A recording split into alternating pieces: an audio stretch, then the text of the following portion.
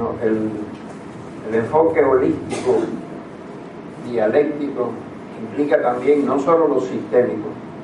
El enfoque sistémico es anterior a todo esto, es por mediados del siglo XX. ¿Qué es lo sistémico? Lo sistémico son tres características fundamentales: conjunto de elementos relacionados fuertemente entre sí y que aspiran a alcanzar un resultado.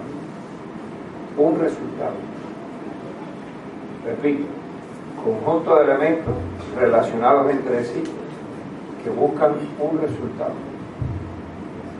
Nosotros hemos aplicado eso mucho desde las primeras obras en la didáctica. Por ejemplo, que una unidad aspira al logro de un objetivo. Porque una de las cosas, al menos en los ejemplos que hemos estudiado, es que, por ejemplo, la competencia de una carrera, entonces uno lee decenas de competencias. Y en el enfoque sistémico, la expresión misma del sistema aspira a alcanzar un resultado. La asignatura tiene 3-4 unidades, 3-4 objetivos, pero la asignatura como sistema aspira a alcanzar uno o dos resultados integradores, sistémicos. Soy redundante a propósito. Y eso nunca se entendió, por lo menos que en los ejemplos que yo conozco, en Cuba, en Bolivia, en Colombia, en México. Entonces un listado de cientos de competencias. Y eso no responde ni al enfoque sistémico, ya no hablar de lo holístico.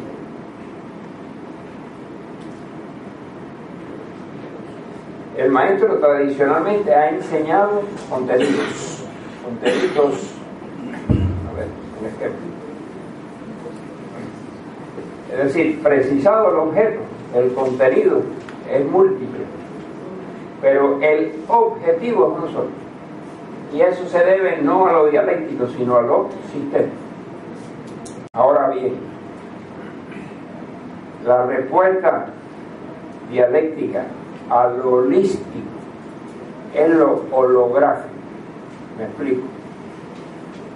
No es solo ver el todo como un sistema, que hasta ahí llegó un enfoque sistémico. Es decir, si usted ve en lo holístico solo como una expresión sistémica, pues no ha hecho mucho más. Lo holístico implica a su vez que cada elemento del objeto, cada componente del objeto es portador del objeto como un todo, y eso sí da una cualidad distinta. Me explico. Usted es profesor de una asignatura del plan de estudio física, ingeniero mecánico. Si usted como profesor y lo que enseña es física, el contenido es física, pero la proyección de usted como maestro y de cada uno de sus alumnos que estudian física para convertirse en ingeniero mecánico es que todos responden a la ingeniería mecánica. Esa es la concepción holográfica.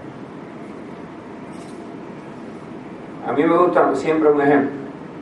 El peruano es la expresión sistémica de millones de personas durante 500 años en un desarrollo cultural, social e histórico.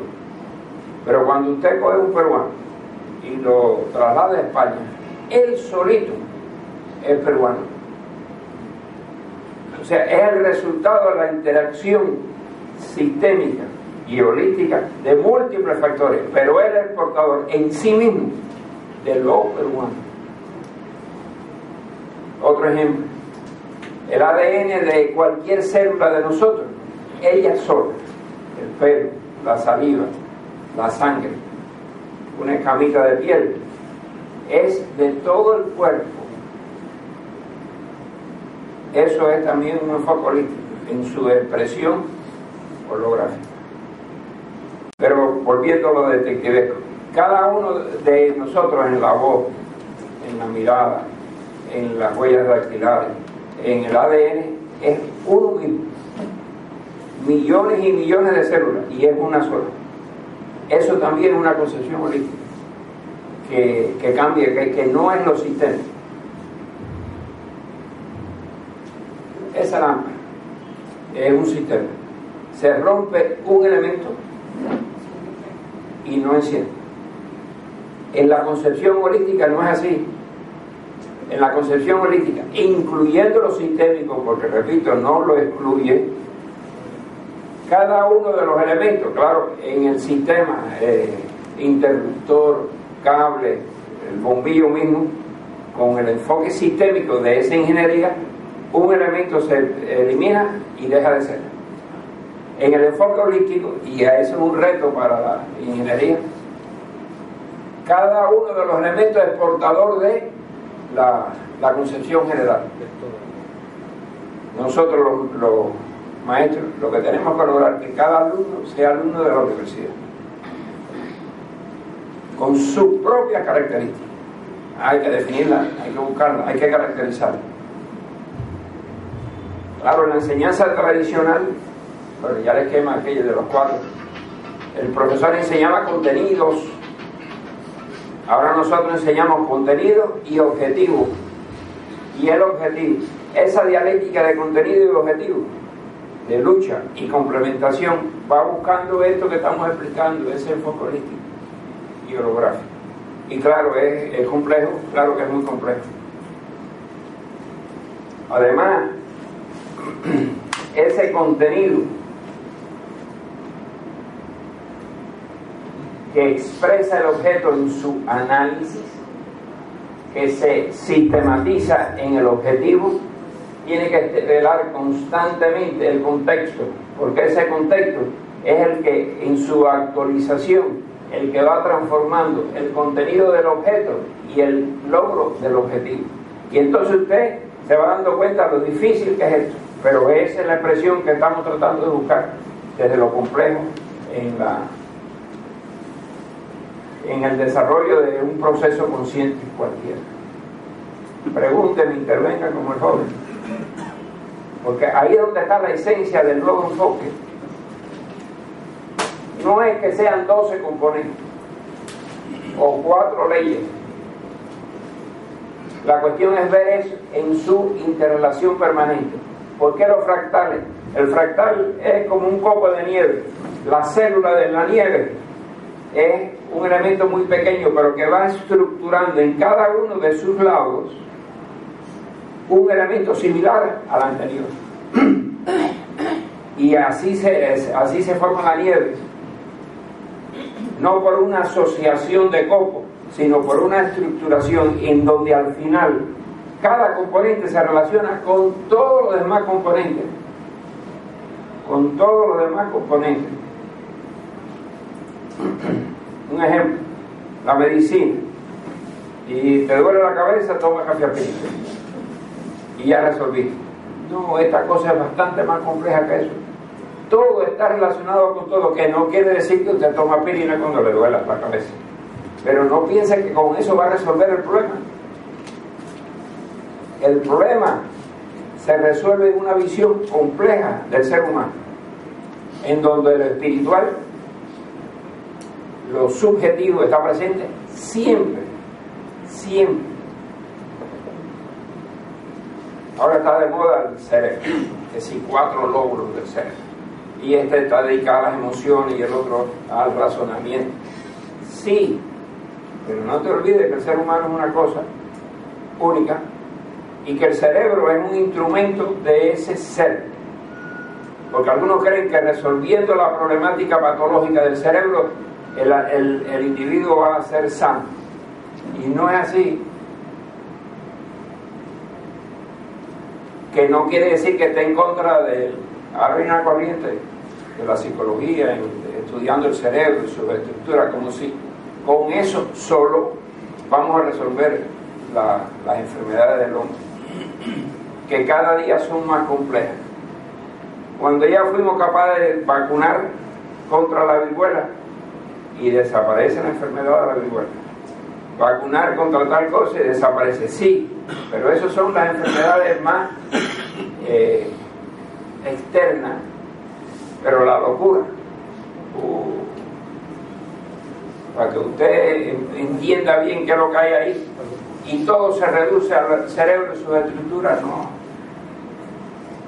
Adjunto a lo material siempre está lo espiritual, y en esa relación materia-espíritu, dialéctica, de lucha y complementación, por ahí está la solución de la salud. Un sacerdote cura tanto como un psiquiatra, pero no por gusto. Claro, si solo absolutiza lo espiritual, no cura. Pero aquel que solo absolutiza lo físico-químico, tampoco. Hay que verlo todo en lucha y complementación. También hubo una tesis nuestra que se definió lo biológico, la vida, se define la vida cuando la estructura físico-química del objeto facilita la presencia explícita de lo espiritual. Repito, la definición de vida: cuando la estructura físico-química del ser se ordena, se estructura en un orden tal que posibilite la presencia explícita de lo espiritual. Esa es la definición de vida. Esta categoría de lo místico y lo anímico, que visto desde lo escolástico pudiera ser una manera de subvalorar lo anímico y lo místico. Sin embargo, cuando fíjense que aquí no pongo lo místico y lo pragmático, sino lo holístico dialéctico, que al fin incluye explícitamente lo místico y lo pragmático.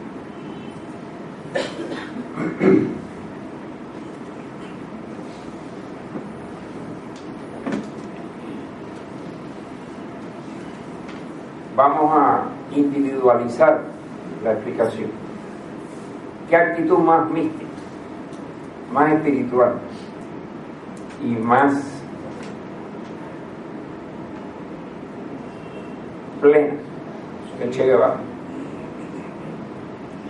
Porque siempre cuando tratamos de ejemplificar un ser capaz de brindarlo todo para nosotros mismos, Cristo murió en la cruz por nosotros mismos,